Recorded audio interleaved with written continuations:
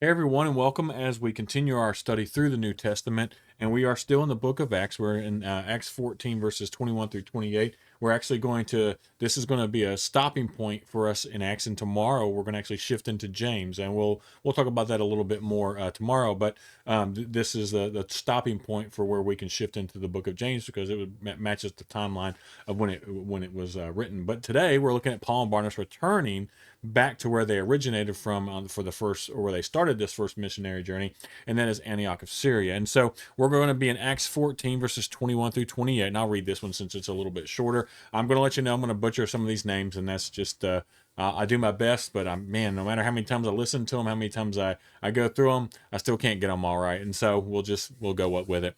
After preaching the good news, starting in verse 21, after preaching the good news in Derbe and making many disciples, Paul and Barnabas returned to Lystra, Iconium, and Antioch of Pisidia, where they strengthened the believers. They encouraged them to continue in the faith, reminding them that we must suffer many hardships to enter the kingdom of God. We're gonna hit on that point a little bit because I think we miss that sometimes.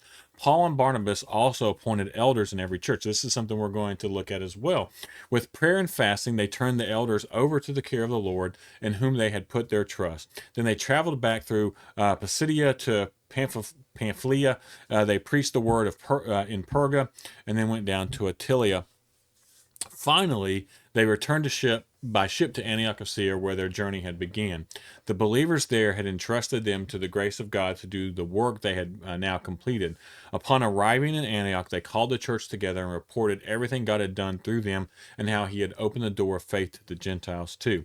And they stayed there with the believers for a long time. And so I wanted to throw this up, and I hope you can see this. I put this on here for a reason. I wanted you to kind of get an idea of where they traveled from and to. And so if you look down here, you see this is Judea. This is where modern day Jerusalem is. Looking there. And so they were up north in Antioch. And so they left Antioch, went to Cyprus, and then came up through this area over to Derbe, and then they traveled back. Now they could have took this travel path, right? They could have walked through here, gone through the mountains a little bit, and had a much easier, gone through Tarsus where he was from, and had a much easier path to get back to here. But instead of going full circle, taking the easier path, they went back through the where they had came and traveled back through all the towns that they had visited and the churches they had visited. And so I wanted to throw that in there just for you to kind of get an idea of what Paul's first missionary journey looked like. And it would have been several hundred miles. And so I just wanted you to kind of get an idea, especially that last part where he could have easily just, kind of skipped on home, but they chose to go back. And so in looking at this, you see that Derby here was about 58 miles southeast of Lystra, and it marked the furthest point in his journey. That's as far as he went. And this account here is brief. We don't get a lot of the details. Only thing we know is that Paul made a number of converts. They converted a lot of people. And like I said, they could have continued south, gone around the sea there, but they chose not to. They chose to actually take a dangerous path and go back through these cities. And so this kind of gives you the importance of how important it was to Paul to go back through and reestablish with these churches that they had established.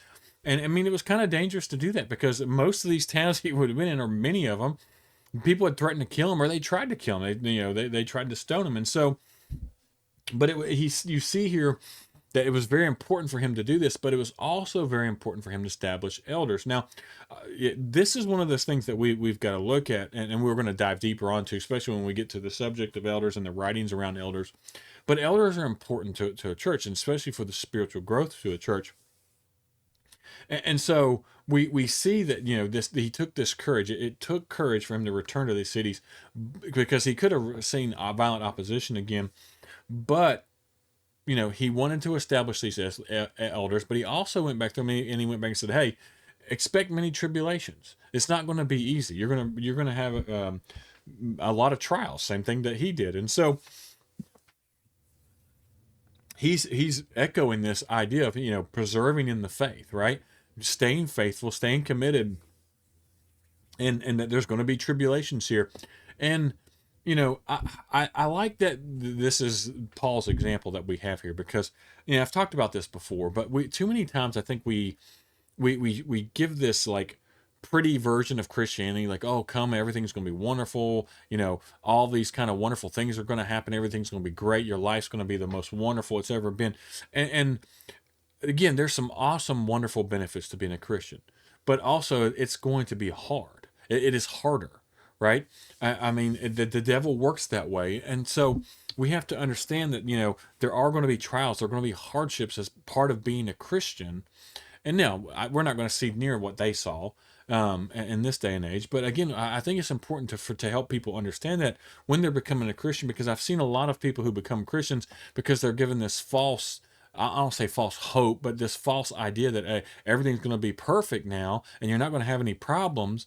And then they become a Christian, and things get harder because the devil is really working on them, and so they fall away. And so I think that can be a hindrance to the Christian movement and Christianity itself. And so I like the idea of, obviously not trying to scare people to death when they become Christian, but have them have an understanding of, it's going to be harder. Right? This is not easy. It's not being a Christian isn't necessarily easy. It can be very hard, and help people understand that. And so again, Paul helps the churches follow the idea of the leadership by elders, which I think is if you look at it, it is the idea of what the church leadership should look like. A church should be led by elders. I mean, agree, as long as, again, obviously there's a time frame. I mean, you have to have people who are qualified to be elders, and so it takes time. It's like new churches, I don't necessarily have to have elders right out the gate, but eventually a church does need to have elders to help guide it. And so the other thing too that's significant here is the elders was always plural. You never see the church establish elder, right? It's always elders. It's always a plural, two or more elders helping to lead and guide the church in the way. So I think that's another thing that the church needs to make sure that we follow as well. And so, like I said, Paul and Barnabas, they go and they do these things. They warn them, they uplift them at the same time, and then they help establish leadership in the churches as they go through. And then they retrace their steps all the way through all the regions that they have gone through, going back all the way to the congregation in Syria. And he stays in Syria of Antioch for a while. And this is some people think that this possibly could be the time in which he wrote his letter to the Galatians. We don't know for sure, but it could have been a possibility there. But we see as soon as Paul and Barnabas return home, right, from their first mission journey, they call the church together and they give a full report of the evangelism and the discipleship and everything that's gone on. And I think that's important, right? I think it's important to, if we go out on a mission or any time we're doing these things, to give reports of what's going on, what's happening, right? Look at the people that we've saved. Look how God's working through all of us and all the things that He's doing. And I think it helps to help that with that celebration side of things, to because a lot of times working in the church is hard.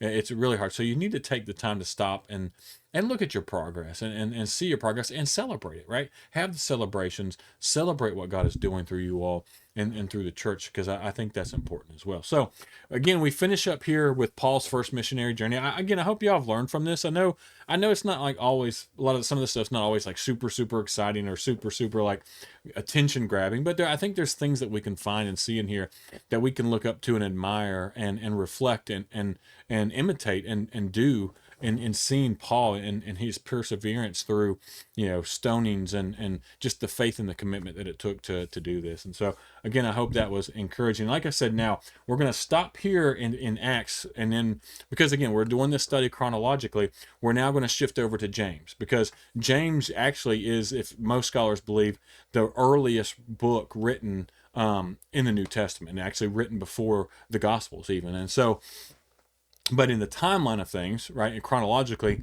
the epistle of James falls in the middle of Acts. And so you're going to see several books come in and out of Acts. We're actually going to be in Acts for a really long time, because we're going to go in Acts and then come out of Acts, right? Again, go back in Acts and come back out of Acts to follow the chronological pattern of the study. And I hope this helps, because I'll tell you one thing for me. this helps me kind of get a better visual, a better understanding of what was happening within the church.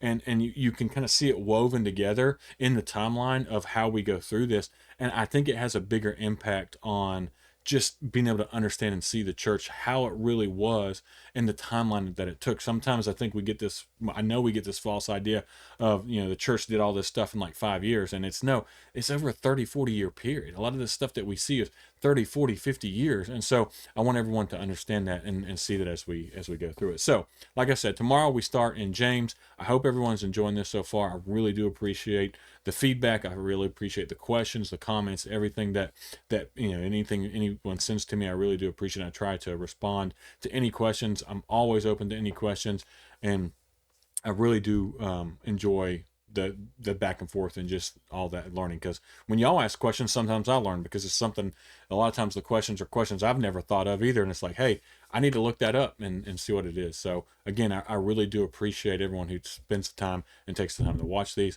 I hope y'all have a wonderful day.